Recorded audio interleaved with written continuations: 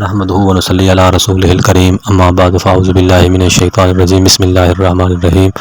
ولا تباشروهن وانتم عاكفون في المساجد تلك حدود الله ولا تقربوها سبحان ربك رب العزة عما يصفون وسلام على المرسلين والحمد لله رب العالمين۔ اللہ رب العزت نے اس آیت کے اندر اعتکاف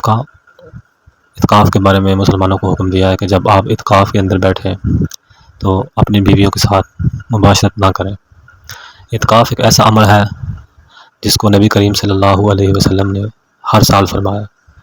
اور جب نبی علیہ السلام وفات پائے اس سال نبی علیہ السلام نے 20 دن کا اعتکاف کیا۔ اعتکاف کے بارے میں رسول اللہ صلی اللہ علیہ وسلم نے فرمایا کہ جس شخص نے 1 دن کا اعتکاف کیا، اللہ رب العزت اس کے اور جہنم کے درمیان زمین اور آسمان جتنا خلا ہے اتنا اللہ رب العزت اس آدمی سے جہنم کو دور فرما دیتے ہیں۔ یعنی زمین اور آسمان کا خلا جتنا ہے اتنا جہنم کو 1 دن کے اعتکاف سے دور کیا جاتا ہے۔ اللہ رب العزت نے مسلمانوں کے لیے یہ جو اعتکاف، یعنی کہ ہر چیز کو چھوڑ کے، اپنے گھر کو، مال کو، ہر چیز کو چھوڑ کر، اپنے مصروفیات کو چھوڑ کر صرف اللہ کی طرف متوجہ ہونے کے لیے اللہ نے یہ سنت نبویہ صلی اللہ علیہ وسلم کو اسلام میں رکھا ہے۔ اعتکاف کی حالت کے اندر آدمی کو چاہیے کہ وہ اللہ کی طرف رجوع کرے اور اپنے جو گناہ ہیں ان کو بخشوائے۔ باقاعدہ طور پر اس کو چاہیے کہ وہ اپنے گناہوں کی لسٹ بنا لے، اور لسٹ بنا کر اپنے اللہ رب العزت کے آگے اپنی لسٹ پیش کرے کہ یا اللہ میں بڑا گناہ گار ہوں، سارا سال میں نے گناہ کیے، ساری زندگی میں گناہ کرتا رہا ہوں، میں نے یہ بھی گناہ کیا ہے، میں نے یہ بھی گناہ کیا ہے، یا اللہ میرا یہ بھی گناہ معاف فرما دے، یہ بھی گناہ معاف فرما دے۔ اور رسول اللہ صلی اللہ علیہ وسلم کے بارے میں عائشہ صدیقہ رضی اللہ تعالیٰ عنہ فرماتی ہیں کہ رسول اللہ صلی اللہ علیہ وسلم جب آخری عشرہ آتا تھا خود بھی اور اپنی بیویوں کو بھی راتوں کو جگاتے تھے اللہ کو راضی کرنے کے لیے۔ رسول اللہ صلی اللہ علیہ وسلم تو معصوم عن الخطا تھے۔ اللہ کے رسول صلی اللہ علیہ وسلم نے اپنی امت کو یہ سبق دیا ہے کہ اپنے رب کو راضی کر لو، یہ آخری 10 دن جو ہیں ان کے اندر اپنے رب کو راضی کر لو۔ اور جو آدمی اعتکاف میں بیٹھتا ہے اللہ کو ساتھ اپنا تعلق قائم کرنے کے لیے ساری دنیا کو چھوڑ دیتا ہے، یہ اس بات کی شہادت دیتا ہے کہ یا اللہ میں نے گھر چھوڑ دیا ہے، باہر چھوڑ دیا ہے، سب کچھ چھوڑ دیا ہے صرف تیری رضا کے لیے، اس لیے کہ تو راضی ہو جا اور میرے جو گناہ ہیں ان کو بخش دے۔ اعتکاف ایک ایسا عمل ہے کہ آدمی اعتکاف میں بیٹھ جائے،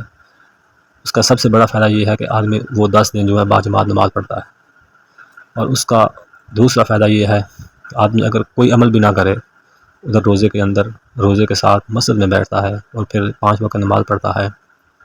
اور آخری جو عشرہ ہے اس کے اندر جو لیلۃ القدر کی رات ہے جو رسول اللہ صلی اللہ علیہ وسلم نے بتائی ہے کہ آخری 10 دنوں میں ڈھونڈو اس کو، تو وہ 10 راتیں اس آدمی کو نصیب ہوتی ہیں۔ اگر وہ سو رہا بھی ہو مسجد کے اندر، اس کا سونا بھی عبادت ہے اعتکاف کی حالت میں، تو وہ سو رہا ہو وہ بھی اللہ اس کو اس لیلۃ القدر کی رات کا ثواب اللہ رب العزت اس کو عطا فرماتے ہیں۔ صرف اور صرف یہ نہیں کہ آدمی ادھر کوئی ایسا وظیفہ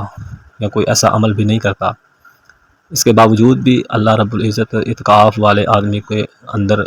ایک اپنا نور جو ہے وہ پیدا فرما دیتے ہیں۔ اور اعتکاف والے آدمی کو چاہیے کہ وہ اعتکاف کر رہا ہے تو وہ اپنے رب کو اس طرح منائے کہ اللہ رب العزت کے آگے گڑ گڑا کے دعائیں کرے کہ یا اللہ میں نے جو کچھ کیا ہے، بھول کے کیا یا جان بوجھ کے کیا ہے، تو مجھے معاف فرما دے۔ اور پھر جو اعتکاف والا آدمی ہوتا ہے